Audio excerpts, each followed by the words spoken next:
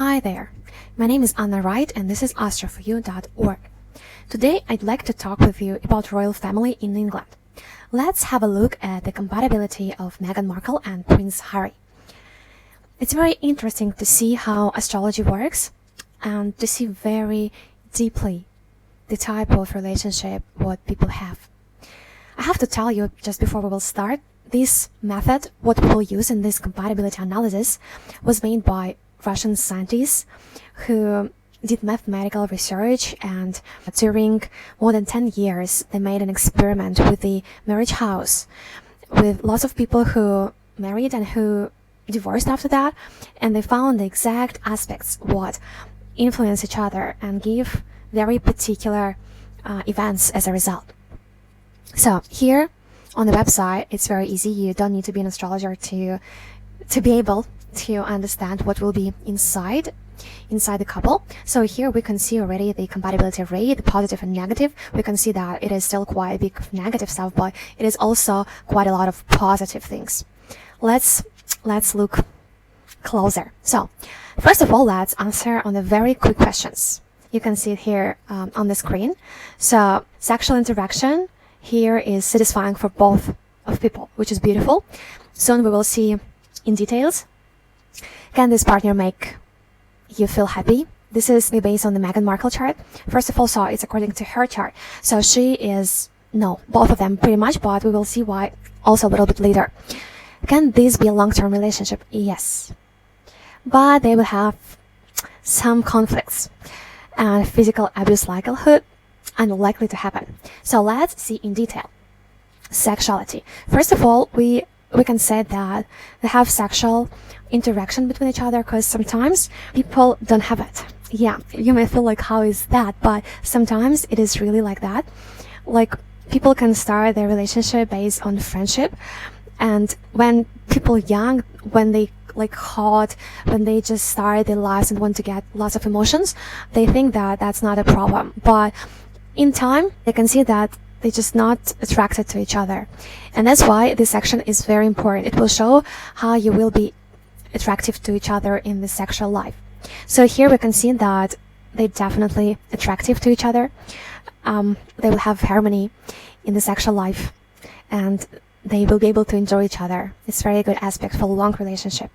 So they have positive and negative aspects, which means that they're able to enjoy of each other. Sometimes they can have a little bit different preferences though, which can give a little bit of like the feeling that something is wrong, but as it is still harmonious aspects, it will be fine eventually. So we call it bittersweet, so which is not that bad.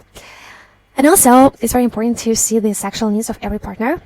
Meghan, she has 6 points and he has 4 points, which is pretty much close. It's not that big difference, but we can see still that she is a little bit, she has more sexual needs than him. It's not that critical position. By the way, just let you know that it's better to have any aspects, even if it's only negative, than don't have them at all. Because if you don't have them, it means that it's no sexual interaction. Alright, next, this is psychological section. Here they have very beautiful aspect, and it's very important, especially when people live together and they have their routine. They need to see each other every day to do this and that, when they have family, when they have kids. Alright, so it is really nice to have psychological compatibility. So here, obviously, it is a very nice one. 2 mutually open hearts. This is a great combination, which makes the relationship feel light, comfortable, and warm. It also creates mutual understanding and secures in long-term partnership. They pretty much understand the needs and motivation of each other. So on the psychological level, emotionally, they're very close, they understand each other, and they're ready to support. Next one of the most important, conflictness. The research showed that if people have 3 negative aspects and if both of them are conflictual, then separation is inevitable. Let's check. Rachel. She is a conflict person. Yeah, on the surface, probably you will not say that about her, but somewhere deeper inside, she is a conflict person, which means that it's not easy for her to let go and forget the situation. She needs some time to cool. And it doesn't mean that the person is aggressive, but it means that inside it is something what he needs to go through. And Harry, he's not a conflict person, which is beautiful. He is able to quickly let go of the situation. At the same time, it means that the conflicts, she pretty much will be the initiator of conflicts, and all of this happiness will go on Harry's shoulders in this situation. And he will try to make it easy, like to regulate the situation, because for her it will be much more difficult, as we said before, to take it down, like to cool herself. And here we can see particular type of conflicts. So this is her Mars, and the partner is Jupiter, Harry's Jupiter. But her Mars is active, his Jupiter is not active. So she probably would like, for example, even to push something like physically, right? To lose physically control. In general, he will put it down. Then Jupiter and Jupiter, when they both can easily lose temper, slam the doors in front of each other and then quickly cool down. So for him it will be quickly, for her it will be a little bit more active. Saturn and Jupiter. So his reaction pretty much is always Jupiter. So he always just slam the doors or say something verbally. That's it. This is his reaction. Her reaction is different. First, physical. Second, also verbal. And the last one, her Saturn, which means that she can be quiet to protect herself with a silence, or just simply ignore another person. She can probably don't talk with him, just ignore him. And he's like, why are you doing that? This is his verbal reaction because it's Jupiter. So now we can see that this is 3 types of conflict reaction. Well, 3 is quite high, or they sometimes can have really problematic situations. But as he's able to come down, so let's say the length of their relationship depends on how long he will be able to come down. Because pretty much when it will be the transit planets here, when they will activate the natal chart, the natal planets positions, she will be wrecked. By the way, here, this is also another calculator where you can pretty much predict the period of conflicts. So to check it, we need to write off points. We have it. So here we can see.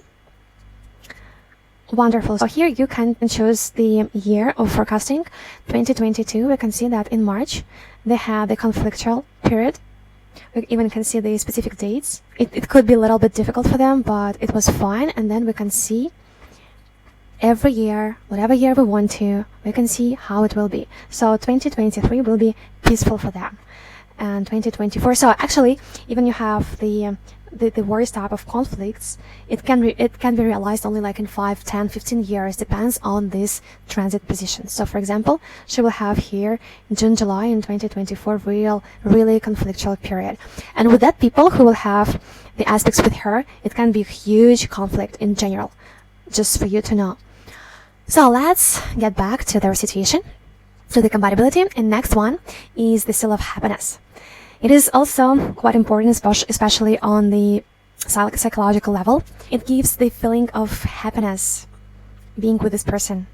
Like, for example, in a few years or 5, 10, whatever years, the person who has this seal of happiness, he will say like, well, I'm happy with my partner. It's a very, very nice position. I highly recommend you to start relationships with that people with who you have the seal of happiness.